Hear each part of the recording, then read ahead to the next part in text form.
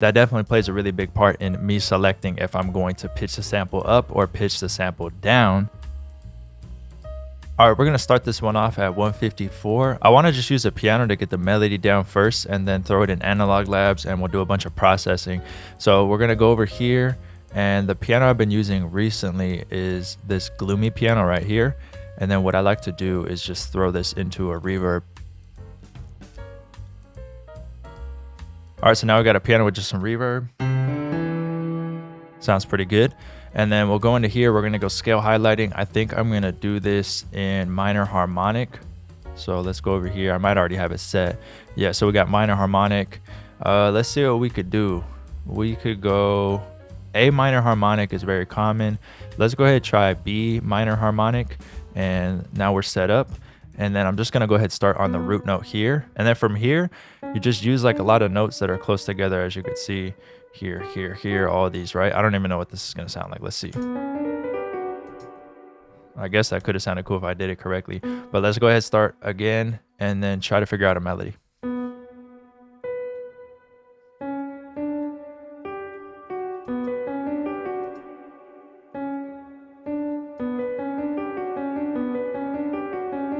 Yep, there we go already.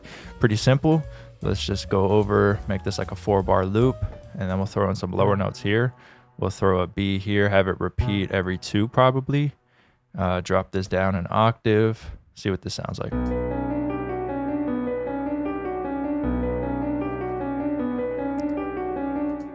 Cool.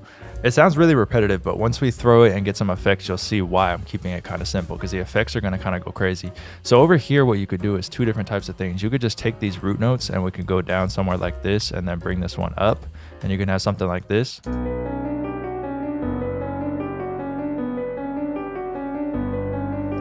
Very common, right? Always sounds good. Or we could take this whole thing and then do the other common thing, which is going up or down 5 semitones. 1, 2, 3, 4, 5. It's like a real future sound. You can get like future melodies out of that. Then we go down 5. 1, 2, 3, 4, 5.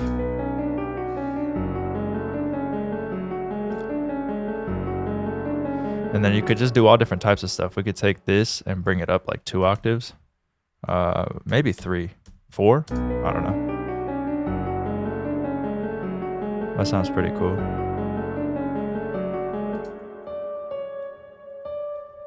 Maybe we could go like that. That might actually sound pretty good. I never really do that.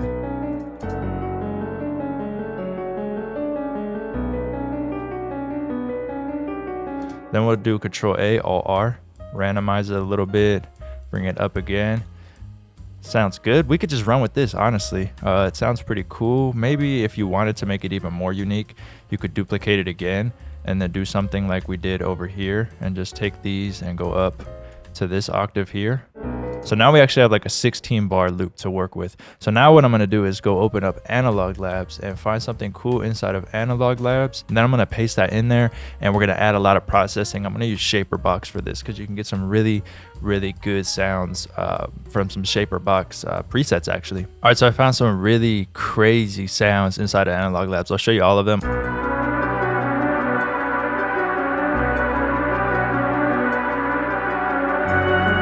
It's gonna go crazy. That already sounds good. Like that could be a melody, but we're not even done. Like that's just half of it. We got to add all the processing to it. So the first sound right here inside Analog Labs is this sound right here. This is all just factory presets. I don't have any banks for this yet. So this is what it sounds like.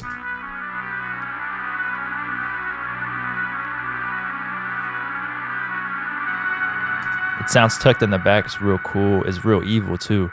And then the second one is going to be this one right here. This is what this sounds like.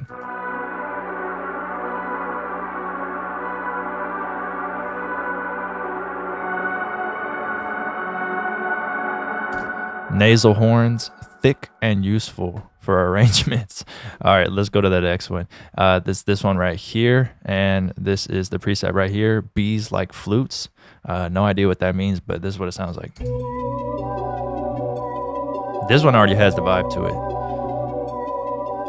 So the thing that you have to pay attention to is really sound selection. So these two were like gritty, but they're still kind of soft. So I wanted like a pluck sound to it. So when I thought about it, I was like, okay, cool. Like these like I said, they have that gritty texture to them, but they don't really necessarily have that much transient. So that's where I go with this one when I found it. And it kind of has like that plucky bell part to it. And then it just makes them all merge together. But now what I'm going to do is throw these all into a mixer track, and then we're going to go crazy with Shaper Box. I'm just going to go with like, I kind of want to have one, because I'm probably going to do like a reverse for it. So what I'm going to do is try to find just like a quick preset that kind of has like a left and right panning thing going to it, which is going to be probably something like this, or like this pad duck.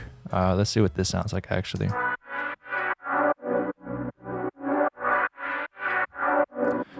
That one sounds cool. It's a little too much though. Let's try this one.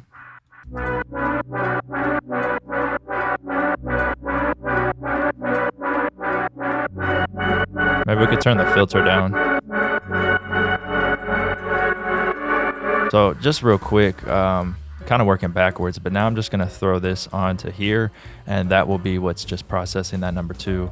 And then for this one, we might use a different Shaper Box, but let's just hear what it sounds like now with this one having that Shaper Box on it. And then now what I'm going to do is level them around this.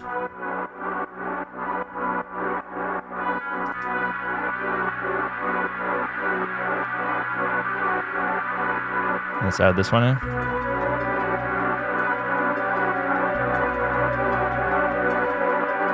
For the piano, what I want to do real quick is throw some RC20 on it. Kind of get it to be a little more gritty.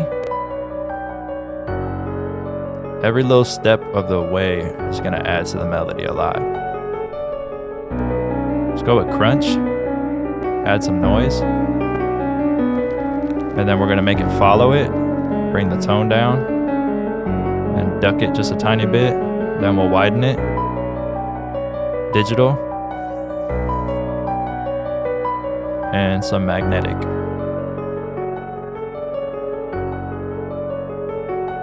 Towards where.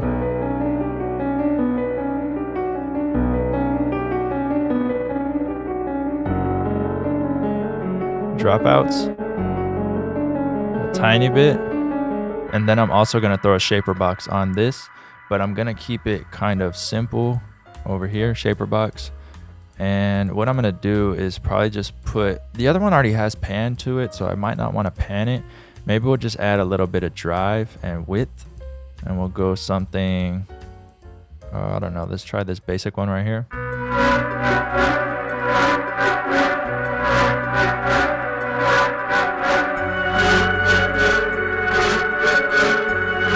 And then bring this drive down right here. Just adds a little bit of aggression to it. You can see it's just following right there, right? If we have it up like super high, just want a tiny bit. Bring the mix back, and then let's put width on it.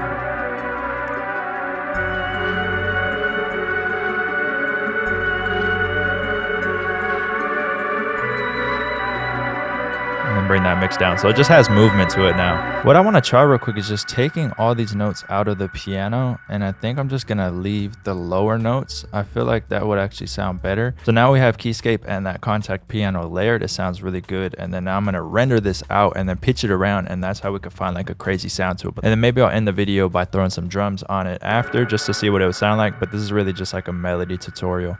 So we'll just ungroup this, move this, and now let's put this on stretch. And we were in what, B? So let's go up 2, and then we'll drop down 2 and see what sounds the best.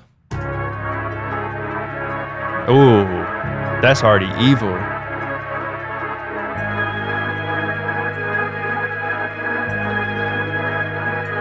Second part needs like a little EQ on the high end.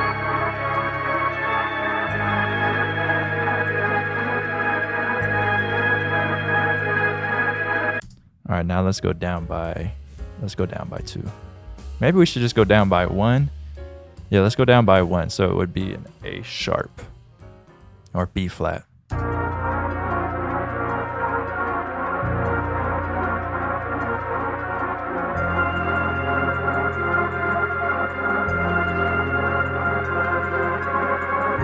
Ooh, I don't know.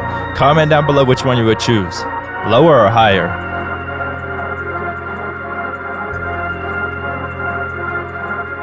Drop a comment down below if you would have pitched it up higher or lower. I think they both sound good. Like I said, I'd have to arrange the 808 and see which one I like better depending on where I'm placing the notes. That definitely plays a really big part in me selecting if I'm going to pitch the sample up or pitch the sample down. But with that said, I'm going to add some drums to this. Appreciate you watching. If you want more tutorials and different types of melodies, comment down below. Let me know which ones. Thanks.